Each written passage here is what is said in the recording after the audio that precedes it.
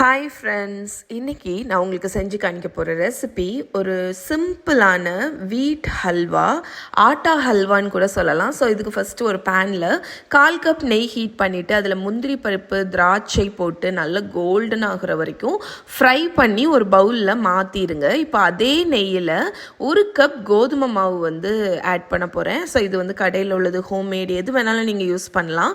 கோதுமை மாவு ஆட் பண்ணிவிட்டு 4லிருந்து 5 நிமிஷம் நல்லா அதை வறுக்க போகிறோம். மீடியம் டு லோ ஃப்ளேமில் நல்ல கோல்டனாக அரோமேட்டிக்காக ஆகும், நல்ல வாசனை வரும். அந்த மாவு வறுபட்டுச்சுன்னா கலருமே கொஞ்சம் சேஞ்ச் ஆகும். இந்த டைமில் ஒரு துளி உப்பு போட்டு ஒரு பெரட்டிடுங்க. உப்பு ஈவனாக கம்பைன் ஆகிடும். இப்போ நம்ம தண்ணி, சுகர் இந்த ரெண்டுத்தையும் ஆட் பண்ண போகிறோம். நீங்கள் தண்ணி ஆட் பண்ணிவிட்டு லேசாக அதை கலந்து விட்டுட்டு அதுக்கப்புறம் சுகர் ஆட் பண்ணிக்கலாம்.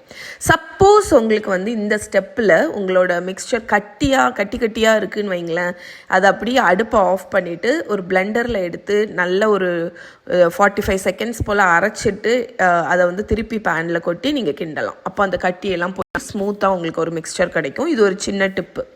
இப்போ நம்ம கொஞ்சம் கொஞ்சமாக நெய் ஊற்றி நல்லா கிண்ட போகிறோம். நான் டோட்டலாக ஒரு 1/2 கப் நெய் யூஸ் பண்ணியிருப்பேன். இது ஆப்வியஸ்லி ஹல்வா.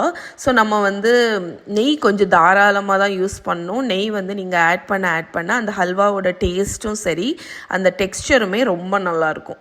ஸோ நல்லா கொஞ்சம் கொஞ்சமாக ஆட் பண்ணி மீடியம் டு லோ ஃப்ளேமில் நல்லா கிண்டி கொடுங்க.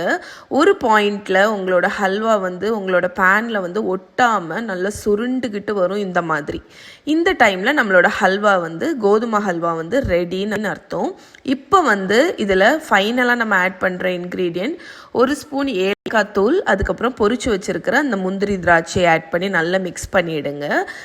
அவ்வளோதாங்க, நம்மளோட ஹல்வா ரெடி. இதோட ஃபுல் ரிட்டன் ரெசிபி வேணும் அப்படின்னா yummytummyaarthi.comல இருக்குது, செக் பண்ணிக்கோங்க. லிங்க்கு டிஸ்கிரிப்ஷனில் கொடுக்குறேன்.